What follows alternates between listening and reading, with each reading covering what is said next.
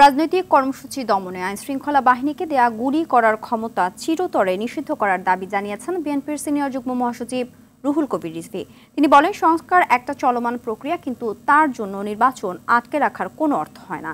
ভারতে বসে শেখ হাসিনা নেতাকর্মীদের উস্কানি দিচ্ছে দাবি করে উপদেষ্টাদের কঠোর হবার তাগিদ দেন রিজভী। বিস্তারিত জানাচ্ছেন নাজিফ ফরাইজি। মুন্সিগঞ্জ জেলা বিএনপির নবগঠিত কমিটির আহ্বায়ক মিজানুর রহমান সিনহা ও সদস্য সচিব মহিউদ্দিন আহমেদের নেতৃত্বে নেতাকর্মীদের নিয়ে দলের প্রতিষ্ঠাতা জিয়াউর রহমানের কবরে শ্রদ্ধা জানান বিএনপির সিনিয়র যুগ্ম মহাসচিব রুহুল কবির রিজভী। রিজভী বলেন, রাজনৈতিক কর্মসূচি দমনে স্বৈরাচার হাসিনা আইন শৃঙ্খলা বাহিনীকে শর্টগান দিয়ে গুলি করে হত্যার নিকৃষ্ট দৃষ্টান্ত স্থাপন করেছিল। তাই আন্দোলন দমনে গুলি ও শর্টগানের ব্যবহার নিষিদ্ধ চান তিনি। যে কোনো রাজনৈতিক কর্মসূচিকে দমন করার জন্য গুলির ব্যবহার, শর্টগানের ব্যবহার চিরদিনের জন্য নিষিদ্ধ করতে হবে।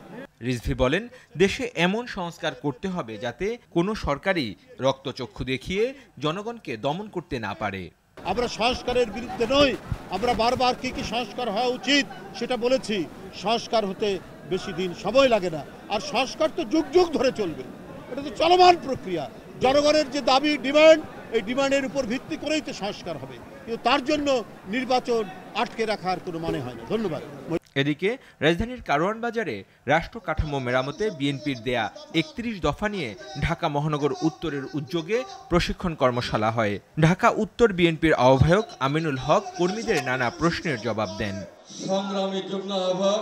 রাষ্ট্র কাঠামো মেরামতে বিএনপির দেয়া ৩১ দফা নিয়ে লালবাগে প্রশিক্ষণ কর্মশালা হয় ঢাকা মহানগর দক্ষিণের উদ্যোগে। দল ক্ষমতায় গেলে কিভাবে রাষ্ট্র পরিচালনা করা হবে কর্মীদের কাছে তা তুলে ধরেন দলটির নেতা ইশরাক হোসেন। নাজিফ ফরাইজি, RTV, ঢাকা।